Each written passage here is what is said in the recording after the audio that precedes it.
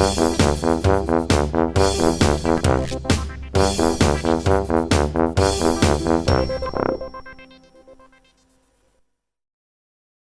we need to do now is, with this holding this wire out of the way, is to just check how everything gels with regards to the cassette door. I think what I'd really managed to do was to lock up part of the mechanism somewhere, and rather than trying to free it, I decided to make an adjustment to this copper coloured spring thing that's here in front of my finger. I didn't really do a very good job of that, because it caused me no end of trouble later on, because I didn't know what I was doing. So, having done a load of investigation on what exactly this spring does and why it's important to be the shape it is, I'll now talk you through it. So here's a completely different one, and I've labelled it up as good because this is probably still pretty close to its original factory settings. Now, the first thing we'll notice is it's still got some of the original grease on it. It's none of the grease that I've put on. So what's this thing for? Well, let's look at the door. As the door goes up and down, we've got this sort of plastic bar, and we've got two cams off it. We've got one there that's making contact with this white thing, and we've got another cam inside that's making contact with that spring. So as we lower the door, the first thing it does is we get to the position where that cam is just resting on the top of the spring. And what we'll see is these little levers at the side, which are used to lever the cassette out, are actually lying flush. So at that point we've got no compression on the spring. So we can quite happily put a cassette in here and it will sit flat. And it sits flat and there's nothing pushing it out. I'll just show you the other one. So here's the other one, which I've labelled as bad. Bad because I've badly adjusted it. And you can see there it's actually trying to push the cassette out, because that cam is resting on the top of that spring, and every time I push the cassette down it's actually compressing the spring, and it's the spring that's pressing that up. So the first thing is that if that cam's resting on the top of the spring, these should actually be flush with the metalwork. So secondly, moving back to the good one, let's have a look at what this does when we move it further. You can see that cam, and I'll point at it again just there. We can see what it's doing is it's engaging the heads into the body of the cassette player, and that will then push the heads. Of course the heads need to be clear of the cassette when the cassette's loaded, and then they need to move into the tape when we close the lid. So these actually lock in position, so as we get past a certain point those heads are locked, and this white thing that's operated off the other cam is actually the release for that. So when you bring the lid back up, that releases the lock and the heads are allowed to retract, and by the heads retracting that will let you get your tape out. If for some reason you've adjusted this spring so that it's actually opened up a lot wider and is too wide, it won't allow the heads to retract enough such that you can then get your tape out properly. The heads will still partially be inside the cassette and spoil things.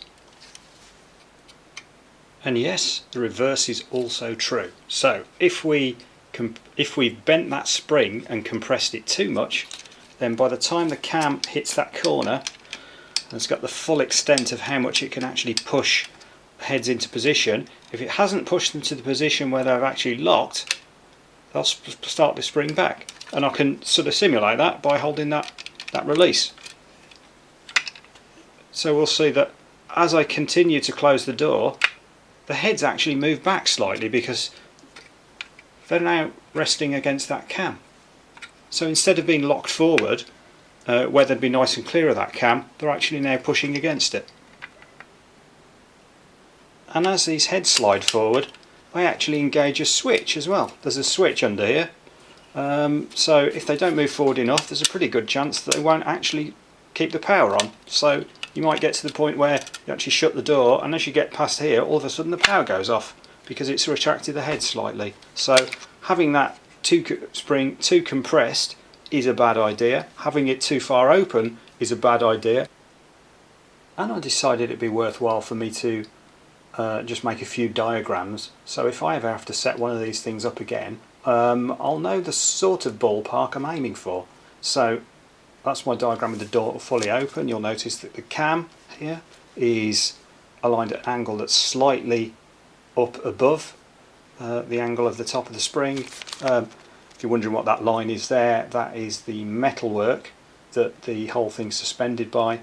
And if we look at the position for the cassette being loaded, sorry if I'm wobbling this about a bit, but we'll see that that is now just resting on the top of the spring, and the curved bit there is roughly halfway along that top piece. And if we look at the one for the door closed, there's actually a very small gap between the edge of the metalwork that everything's suspended off and the top of that spring. I could just about get a 2mm drill bit to sort of get pushed in that gap, and it was quite snug, so I've got a rough idea of how big that is. We'll notice as well that the point on the cam there is actually slightly under. There's a slight overhang of this sort of curved bit of the spring and the point on the top end of the cam. So what have I learned after 15 minutes using these pliers? Well, it's pretty difficult to adjust and get right and get to a position where you're entirely happy with it. I even crushed the bottom of the thing just to sort of change the bend radius so it matched my diagrams a bit better. It just goes to show, if this thing isn't causing a problem, whatever you do, don't bend it because it'll be an absolute pain to get right. So let's check how I've done. Let's push the cassette down. At that point, yep, the cam's only just touching the top of the spring. I can press down on the top of the cassette. There's no springiness there. If I carry on and close the door, yeah, we've now got a gap between the cam and the spring at the bottom, and that just goes to show that the sort of tape heads are in the locked forward position, and we can still eject and lift the tape out and everything's fine. One of the things I didn't mention before is that as the spring as the sort of corner of that spring, just this bit of the cam making contact with it is probably the only bit where the spring actually needs to bend, and what you'll see is that the top of it moves inwards slightly, and that last bit of spring there is all that you need in order to get the thing locked forward. And that just about wraps up part 4 of the Teddy Ruxpin Refurb series. I hope to see you again soon in Workshop 1138. Don't forget to like the video and subscribe if you found it useful, or leave your comments below. Thanks for watching.